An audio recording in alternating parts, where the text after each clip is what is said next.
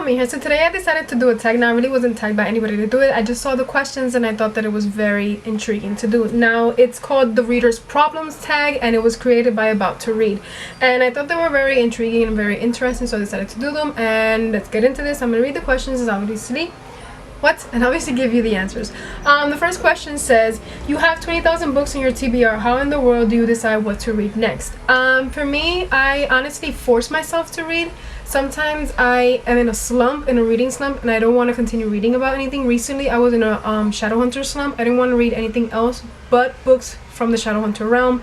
And I decided to deviate from that totally. I decided to deviate from the genre fantasy in particular because I was only reading things about fantasy. So I forced myself to read about something else or about a different genre, and I'm really content about it. Recently I just read Truth Witch, and then I started reading the Lunar Chronicles second installment, Scarlet, and I am glad I decided to read Scarlet. I wasn't a fan of Cinder, and I decided to start reading Scarlet, and I am hooked. Very good. Second question says, you're halfway through a book and you're just not loving it. Do you quit or are you committed? Right now in the stage of my life, I am committed. I'll decide to continue reading the book. Just because back then, if I would read a book and I didn't find it intriguing or appealing to me, I would stop reading. Now, right now in my life, I continue reading it just because recently I read a book and I was really bored by it, but I decided to continue reading it and I eventually ended up liking it. Question number 3 says, the end of the year is coming and you're so close but so far away on your Goodreads reading challenge. Do you try to catch up, and how? Honestly, I have a really low Goodreads challenge right now just because my life is a little bit hectic. I have a lot of things going on. I have a reading challenge of 25 books, but my personal goal is 50 books. If I read 50 books, then I'm content with myself this year. Honestly, if I don't get to read the 50 books, then I'll be okay with it because at least I got to read, and I'm not going to force myself to continue reading it just because then I won't be able to sleep, and me and sleep, I like sleep.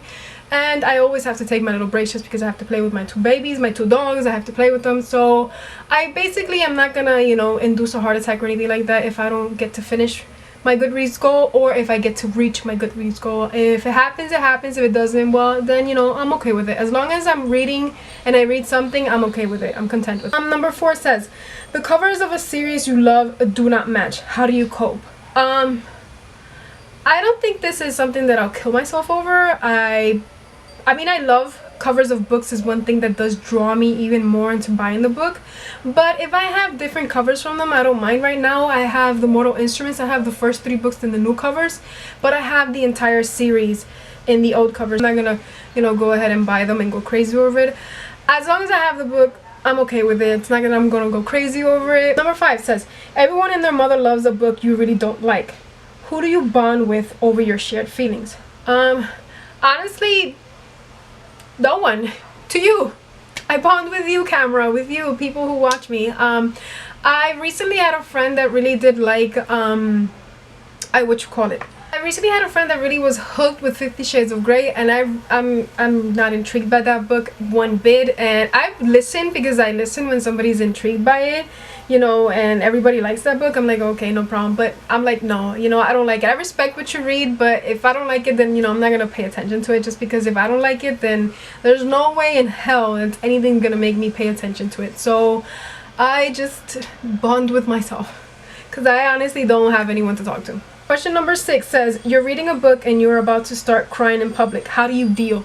Honestly, I stopped reading in public just because I usually read when I'm at the doctor's office and I feel the book. I become content when something happens to one of the good characters, and I hold my chest when something like it's gonna make me sad.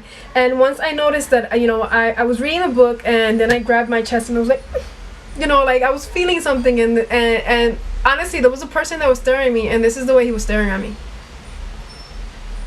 Like I was an alien from another world, and I'm like, okay. I just kept on reading, but I haven't read in public in a while just because people here in Puerto Rico tend to look at you weird. But I honestly don't read in public just because I become a little bit giddy, or I start laughing really loud, or I'll eventually start crying, and I don't like to cry in public. So I stopped reading in public. I'll read in my car by myself, and then I'll go where I have to go, but I stopped reading in public. Question number 7 says, a sequel of a book you love just came out, but you've forgotten a lot from the prior novel. Will you reread the book, skip the sequel, try to find a synopsis on Goodreads, cry in frustration? I honestly will binge read the book. It happened with the Mortal Instruments. I read the first 3 books, then I found out that it was going to become a series instead of a trilogy. So I started reading all 3 books, then I read the final 2, and then obviously the last one came out, and I read them all just because I want to have it fresh in my mind, so I won't be like, wait, what happened to him? For real? Was that real? So I'll just binge read them. Question number 8 says, you don't want anyone borrowing your books. How do you politely tell people no when they ask? I don't know if I say it politely or not, but I've had people ask me for books and I'm like, no, I don't lend books. Go buy it yourself. I just don't lend books because once I've lent 2 books in my entire life. Once I lent it and I never got it back.